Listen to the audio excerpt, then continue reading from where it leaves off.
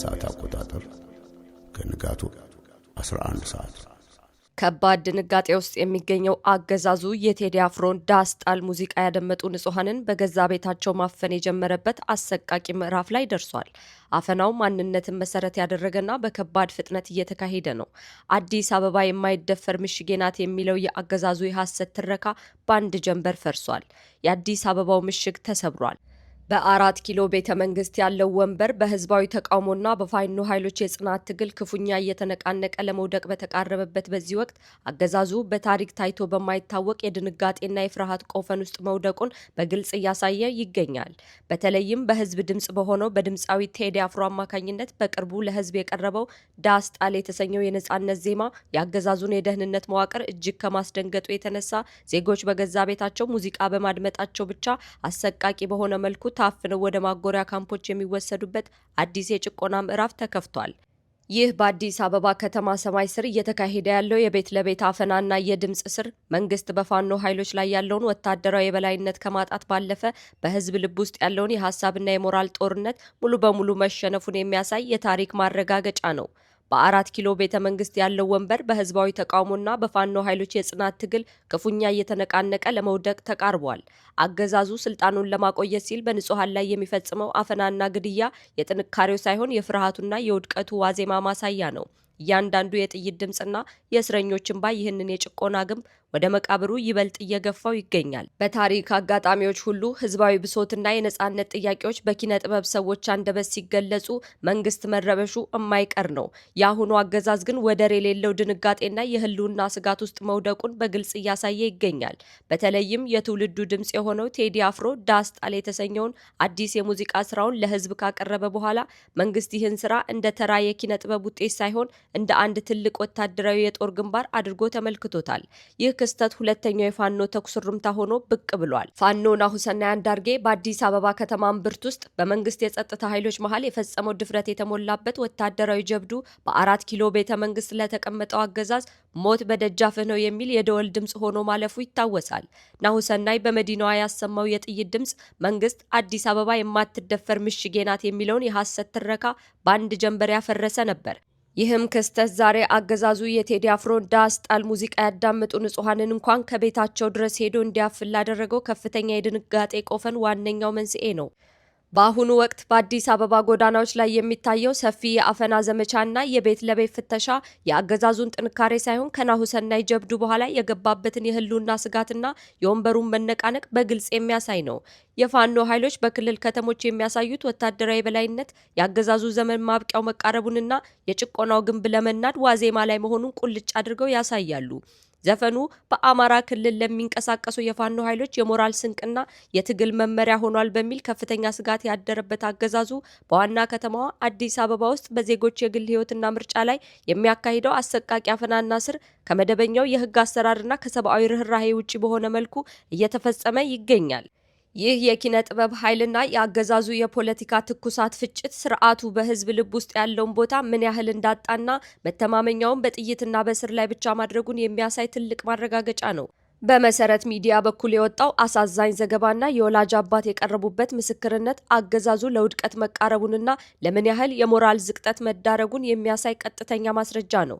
በአዲስ አበባ ከተማ ውስጥ በሰላም የምትኖር አንዲት ወጣት በገዛ ቤቷ ውስጥ የቴዲ አፍሮን ዘፈን ከፍ አድርጋ በማዳመጧ ብቻ በፖሊስ ኃይል ታፍና መወሰዷ በኢትዮጵያ ውስጥ የዜግነት መብት የሚባለው ጽንሰ ሀሳብ ሙሉ በሙሉ መክሰሙን ያረጋግጣል። ፖሊስ ወጣቷን በቁጥጥር ስር ሲያደርግና ወደ እስር ቤት ሲያግዛት የሰጠው የቴሮሪዝም ወይም የሽብርተኝነት ክስ አገዛዙ ተቃውሞን ለማፈንና ዜጎችን ለማሸበር የሚጠቀምበት መደበኛ መሳሪያ መሆኑን ያሳያል። አባቷ በምሬትና በእንባ እንደገለጹት ልጃቸው የትጥቅ ትግል ውስጥ አልገባችም ወይም ምንም አይነት የሽብር ድርጊትም የመፈጸም አቅምም ሆነ ፍላጎትም የላትም። ብቸኛው ወንጀሏ በኪነ ጥበብ ስራ መመሰጥና በዘፈኑ ውስጥ ያለውን ኢትዮጵያዊነትና የነጻነት ናፍቆት ማድነቋ ብቻ ነው። ይህ የመንግስት ድርጊት በህዝቡ ልብ ውስጥ ያለውን የፋኖ ደጋፊነትና የመንግስትን ተቃውሞ ምን ያህል እንደሚፈራው የሚያሳይ ሲሆን የቤት ለቤት ፍተሻውና እስሩ ወደ ድምጽና የሐሳብ አፈና መሸጋገሩን በአደባባይ ያበስራል። ወጣቱ የፋኖን ትግል እንደ ተራ የትጥቅ እንቅስቃሴ ሳይሆን እንደ ነጻነትና እንደ ሰብአዊ ክብር መመለሻ ተስፋ አድርጎ መመልከቱ በመንግስት የደህንነት መዋቅር ውስጥ ከፍተኛ መረበሽን ፈጥሯል።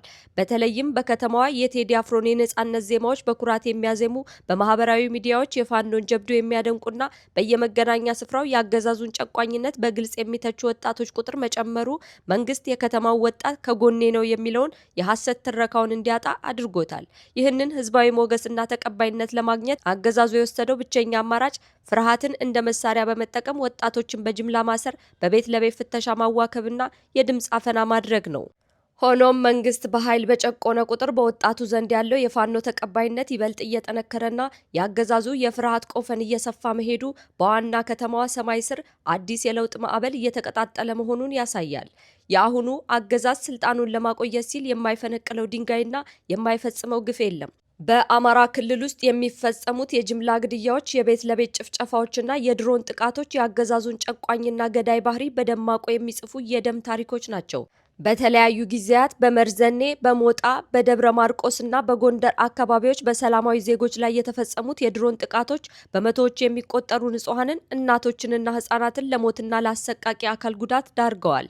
እነዚህ ጥቃቶች የታለሙት በፋኖ ኃይሎች ላይ ሳይሆን የፋኖ ደጋፊ ናቸው ተብለው በሚጠረጠሩ ገበሬዎችና በሰላማዊ መንደሮች ላይ መሆኑ አገዛዙን ገዳይ ማንነትና ለሰው ህይወት ደንታ ቢስ መሆኑን ያጋልጣል።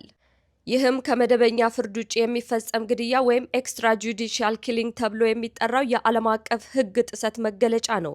በተጨማሪም በአዲስ አበባና አካባቢዋ የተገነቡት የጅምላ ማጎሪያ ካምፖች እንደ አዋሽ አርባ ያሉት ስፍራዎች ዜጎች ያለ ፍርድ ቤት ትዕዛዝ የሚሰቃዩባቸው የዘመናዊ ሲኦል ምሳሌዎች ሆነዋል። እስረኞች በጨለማ ክፍል ውስጥ እንዲታሰሩ መደረጋቸው፣ በቂ ምግብና መድኃኒት እንዳያገኙ መከልከላቸውና በየቀኑ የሚፈጸምባቸው ስነ ልቦናዊና አካላዊ ድብደባ መንግስት ከህዝብ ጋር ያለውን ግንኙነት በጠመንጃ አፈሙዝ ብቻ ለማስቀጠል መወሰኑን ያሳያል።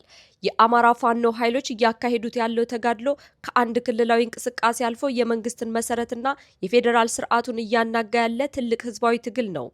ፋኖ በተለያዩ ግንባሮች ማለትም በጎጃም፣ በጎንደር፣ በወሎና በሸዋ የሚያካሂደው የተቀናጀና ስልታዊ ጥቃት የአገዛዙን ሰራዊትን አቅም አሟጦታል። መንግስት በየቀኑ በሚሊዮን የሚቆጠር ዶላር ለጦር መሳሪያ፣ ለድሮን ግዥና ለሰው ኃይል ስምሪት ቢያወጣም በህዝብ የሞራል ድጋፍ የታጀበውን የፋኖን ትግል ማሸነፍ በፍጹም ተስኖታል።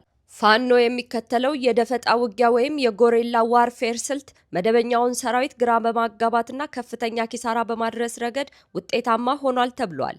መንግስት በጦር ግንባር ያጣውን ድልና ክብር በሰላማዊ ዜጎች ላይ እስርና ግድያን በመፈጸም ለማካካስ ይሞክራል። የቴዲ አፍሮ ሙዚቃ በከተማ ውስጥ ሲሰማ መከላከያና ፖሊስ የሚደነግጡትና የሚርበደበዱት ሙዚቃው ህዝቡን አንድ ስለሚያደርገውና የትግሉን መንፈስ ስለሚያቀጣጥለው ነው።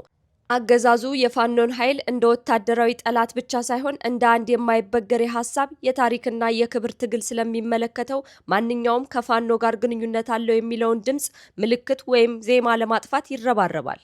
የመንግስት ጨቋኝነት በወታደራዊ ጥቃትና በፖለቲካዊ እስር ብቻ የሚወሰን አይደለም። ይልቁንም በአማራ ክልል ላይ የተጣለው ስልታዊና ጨካኝ የሆነ የኢኮኖሚ ማዕቀብ ሌላኛው የጭካኔ መገለጫ ነው። ገበሬው ምርቱን ለማምረት የሚያስፈልገውን ማዳበሪያ እንዳያገኝ መከልከሉ፣ የምርት ውጤቶች ወደ ገበያ እንዳይወጡ በተለያዩ ኬላዎች እንቅፋት መፈጠሩና ባንኮች አገልግሎት እንዳይሰጡ መደረጉ ህዝቡን በረሃብ ለማንበርከክና ለመቅጣት የታለመ ነው። ይህ ኮሌክቲቭ ፐኒሽመንት ወይም የጅምላ ቅጣት ስልት ረሃብን እንደ ጦር መሳሪያ መጠቀም ሲሆን ይህም በዓለም አቀፍ ደረጃ በጦር ወንጀለኝነት የሚያስጠይቅ ነው። በአዲስ አበባ ከተማ የሚደረገው እስርና አፈና በኢኮኖሚና በማህበራዊ ቀውስ የተጎዳው ህዝብ እንዳያምጽና የፋኖን ትግል እንዳይቀላቀል ለማስፈራራት የሚደረግ የቅድመ መከላከል እርምጃ መሆኑ ነው። የሚዲያ አፈናውም የዚሁ ስልት አካል ሲሆን ጋዜጠኞች ስለ ፋኖ ድል ወይም ስለ መንግስት ግድያ እንዳይዘግቡ በሽብርተኝነት ስም ወህኒ ይወርዳሉ። የመንግስት ሚዲያዎች የሐሰት ፕሮፓጋንዳ ብቻ እንዲያሰራጩ ሲገደዱ፣ ጥቂት ደፋር ድምጾች ግን የአገዛዙን ግፍና የንጹሐንን እንባ ለዓለም እያጋለጡ ይገኛሉ። የኢትዮጵያ መንግስት በአሁኑ ወቅት ያለበት ሁኔታ በፍርሃት የታወረና በደም የሰከረ ጨቋኝ የሚል ፍጹም መገለጫ ይሰጠዋል። የቴዲ አፍሮን ዘፈን ያዳመጡ ወጣቶችን ማሰርና ለወላጆቻቸው የሽብር ትርክት ማቅረብ አገዛዙ በሞራልም ሆነ በፖለቲካዊ ረገድ ሙሉ በሙሉ መክሰሩን የሚያሳይ ትልቅ ማረጋገጫ ነው። ይህ ድርጊት ለስርዓቱ መዳከም እንደ ሊትመስ ቴስት ወይም ማረጋገጫ ተደርጎ ሊወሰድም ይችላል። የፋኖ ኃይሎች ትግል ደግሞ ከጊዜ ወደ ጊዜ እየጎለመሰ ህዝባዊ መሰረቱን እያሰፋና የመንግስትን የጭቆና መዋቅር እያፈራረሰ መምጣቱ የጨለማው ዘመን ማብቂያው እየቀረበ መሆኑም ይጠቁማል። ታሪክ ደጋግሞ እንደሚያስተምረው በንጹሃን ደም በእስረኞች እንባና በዜጎች ሰቆቃ ላይ የተገነባ ስርዓት ዘላቂ ሊሆን አይችልም። ዛሬ በግፍ የታሰሩት ወጣቶች በድሮን የተገደሉትን ንጹሃን ደምና የተቃጠለው የገበሬ ቤት ነገ ለስርዓቱ መቃብር መቆፈሪያ እንደሚሆኑ እየታመነ ነው። የፋኖ ትግል የህዝብ ነጻነትና የክብር ፍላጎቶች ውጤት በመሆኑ በጠመንጃ አፈሙዝ፣ በድሮን ጥቃት ወይም በዳስ ጣል ዘፈን እስራት ሊገታ አይችልም። በመጨረሻም የኢትዮጵያ ህዝብ ከዚህ ጨቋኝና ገዳይ አገዛዝ ቀንበር ተላቆ የነጻነቱን ዜማ በይፋ የሚያዜምበትና ሰብአዊ ክብሩ የሚመለስበት ቀን ሩቅ አይሆንም። አሁን እነሆ 11ኛው ሰዓት ላይ እንገኛለን።